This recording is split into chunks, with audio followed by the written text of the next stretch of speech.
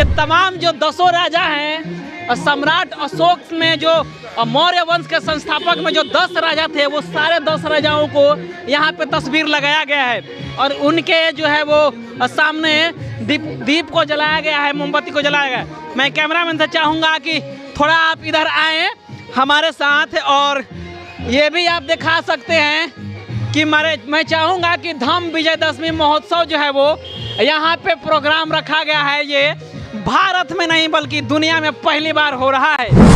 ये एक्सक्लूसिव तस्वीरें हैं। एक तरफ दशहरा मन रहा है तो दूसरी तरफ जो है वो अपने महापुरुषों को इतिहास जागृत करने के लिए, महापुरुषों का इतिहास बताने के लिए पहली बार बक्सर में जो पिपली बुद्ध विहार ट्रस्ट है उसके बगल में बाकायदा तस्वीर रख के इस तरह का आयोजन किया जा रहा है। अब इस कार्यक्रम में हम लोग हर दिन एक सम्राट का सम्मान दिवस मनाते हैं। अच्छा। ये जो सम्राट हैं, ये अखंड भारत के पहले 10 सम्राट हैं। में लगातार 10 दिनों तक अपने शासनकाल में सम्राट अशोक शक्ति प्रदर्शन किया करते थे। उनका कहना ही था कि माने जो भी हमारे राज्य के जो पड़ोसी राज्य हैं, हम उन सभी राज्यों को अपने विचारों पे जीतना चाहते हैं। हम अपना संदेश वहाँ प्रसारित करना चाहते हैं, न कि मार काट करना चाहते हैं। पूरे भारत में एक तरफ दशहरा धूमधाम से हर्षोल्लास के साथ मनाया जा रहा है।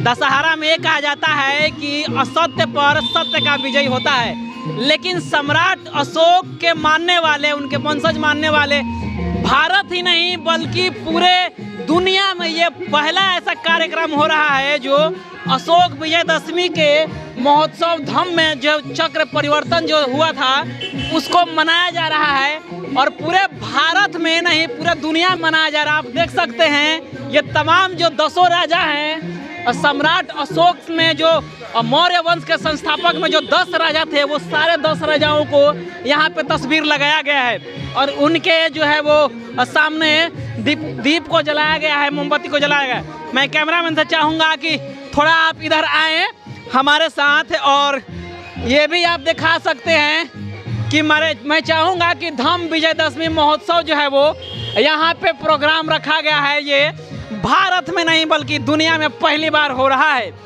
ये एक्सक्लूसिव तस्वीरें हैं। एक तरफ दशहरा मन रहा है तो दूसरी तरफ जो है वो अपने महापुरुषों को इतिहास जागृत करने के लिए, महापुरुषों का इतिहास बताने के लिए पहली बार बक्सर में जो पिपली बुद्ध विहार ट्रस्ट है उसके बगल में बाकायदा तस्वीर रख के इस तरह का आयोजन किया जा रहा है। आयोजन करने का क्या मकसद है हम सबसे पहले जानते हैं। क्या नाम पड़ेगा सर आपका? मेरा नाम ऋतुराज मौर्य पड़ेगा। इस तरह के आयोजन करने का क्या मकसद है आपका? देखिए, आयोजन इसलिए किया जा रहा है कि ये हिंसा पे अहिंसा की विजय दिखाता है। अच्छा। जब सम्राट अशोक ने कलिंग युद्ध में बहुत खून खराबा मचाया, तो खून खराबे को देख के उनका दिल द्रवित हुआ। तो खून खराबा क्या हो गया? हिंसा। जब उनका दिल द्रवित हुआ तो उन्होंने धम्म की दीक्षा ली, धम्म को अपनाया। उससे पहले वो धम्म को मानते थे लेकिन पूर्ण रूप से अपनाया। तो ये एक तरह से अहिंसा की विजय हो गई हिंसा पे। तो उसका ये प्रतीक है। अब इस कार्यक्रम में हम लोग हर दिन एक सम्राट का सम्मान दिवस मनाते हैं। अच्छा। ये जो सम्राट हैं, ये अखंड भारत के पहले 10 सम्राट हैं। अच्छा। लोग दशहरा पूजा मना रहे हैं, आप लोग क्यों नहीं मना रहे हैं? झूठा मूठा के इस तरह के चक्कर में फंस रहे हैं आप लोग। देखिए, दशहरा पूजा का सम्मान है, मानते हम भी हैं और वो लोग भी ये मानते हैं। लेकिन सवाल ये है कि एक परंपरा दशहरा पूजा चल रही है जो अच्छी बात है, लेकिन ये परंपरा विलुप्त हो गई है। जबकि ये मूल निवासियों की परंपरा है। भारत के जो मूल निवासी लोग हैं, जो बहुजन वर्ग हैं, उनका ये परंपरा है। इतिहास में उल्लेख मिलता है कि कलिंग युद्ध के विजय के बाद धम्म की दीक्षा लेने के उपलक्ष्य में कम से कम 1000 वर्षों तक 10 दिन का धम्म दीक्षा प्रोग्राम मनाया जाता था, जिसको हम लोग धम्म विजय महोत्सव बोलते हैं। वक्त के साथ साथ ये चीज़ें गायब हो गई। तो हम लोगों ने जब इतिहास पढ़ा, हमें पता चला कि हम लोगों की ऐसी संस्कृति रही है, तो क्यों ना हम उस संस्कृति को सबके सामने लाएं। ये सिर्फ हमारा नहीं, ये पूरे भारतवर्ष का प्रोग्राम है। तो आप ये देख सकते हैं कि हम लोगों ने एक एक राजा का, एक एक सम्मान दिवस मनाया है। आज चूंकि 8वां दिन है, तो अखंड भारत के 8वें सम्राट देव वर्मन जी का आज सम्मान दिवस हम लोग मना रहे हैं। इस तरह का आइडिया कहाँ से आया दिमाग में, कहाँ से आप सोचे कि मनाना चाहिए? देखिए, ये पढ़ने के बाद हम लोगों को पता चला। जब हम किताबें पढ़ रहे थे तो हमें जानकारी हुई कि चूंकि 10 दिनों का प्रोग्राम था, तो हमने सोचा कि आखिर हमारा 10 दिनों का प्रोग्राम कहाँ गया। फिर हमने देखा कि उस 10 दिन के प्रोग्राम में दशहरा भी मना रहे हैं और नवरात्रि भी चल रही है। तो हमने फैक्ट्स ढूंढे, डॉक्टर अंजन प्रसाद सर से बात भी की, तो मुझे भाषा वैज्ञानिक है, जो भाषा वैज्ञानिक है, तो मुझे बहुत कुछ जानने को मिला। फिर मुझे लगा कि आखिर हमारा प्रोग्राम विलुप्त क्यों हो गया। ये जब इतना दिनों तक चल रहा था, ये विलुप्त हो गया है या किसी और चीज़ में बदल गया है। तो काफ़ी कुछ स्टडी करने के बाद मैंने सोचा, गणेश भाई से, प्रमोद जी से, जादुरोई कुशवाहा और जो भी बक्सर के सम्मानित जन लोग हैं, बड़े बुजुर्ग हैं, उन सबसे राय ली। राय लेने के बाद ये डिसाइड हुआ कि चूंकि हमारा ये प्राचीन पर्व है, सबसे प्राचीन पर्व है ये, आपको जान के आश्चर्य होगा, लिखित रूप में इससे प्राचीन पर्व का कहीं जिक्र नहीं मिलता, चाहे पत्थर पे लिखा गया हो या पांडुलिपि हो। तो हम सब ने मिलकर फिर इसको मनाने का डिसीजन लिया। और यानी आप लोग पुनर्जागरण कर रहे हैं, इतिहास को फिर से लोगों के बीच बताने का काम कर रहे हैं। जी जी, जो चीज़ें सैकड़ों सालों से विलुप्त हो गई, हजारों साल पहले भारत में मनाई जाती थी, उसका हम लोग पुनर्जागरण कर रहे हैं। और इसका रिजल्ट आपके सामने है। सबका सपोर्ट मिल रहा है, पूरे बक्सर वासियों का सपोर्ट मिल रहा है। बहुत दूर दूर से लोग इस चीज़ को देखने आए हैं। सर, आप लोग कहते हैं कि अशोक विजयदशमी जो है वो हिंसा पर अहिंसा की जीत हुई है, लेकिन जो दुर्गा पूजा मनाते हैं, दशहरा मनाते हैं, उनका कहना है कि असत्य पर सत्य की जीत हुई है, क्योंकि उस दिन राम जो थे वो रावण का वध किए थे। क्या कहना चाहेंगे? देखिए, सत्य असत्य वाला जो भी मामला हो, वो लोग अपने हिसाब से कहते हैं। हम भी माने उनका अब मार्ग परिवर्तन नहीं करना चाहते हैं। लेकिन जो सम्राट अशोक ने कलिंग में जो लाखों लोगों का नरसंहार हुआ था, कलिंग पर सम्राट अशोक ने विजय प्राप्त किया था, इसके बाद उनके दिलो दिमाग में बहुत ही हृदय उनका बहुत रुंदन किया। तो उन्होंने सोचा कि ये मतलब कतई उचित नहीं है, जो मतलब हम जो सम्राटों का, राजाओं का ये मतलब उद्देश्य रहा है कि हम लोगों के ऊपर राज करें। तो बलपूर्वक राज करने की जो भावना है उसको परिवर्तित किया सम्राट अशोक ने।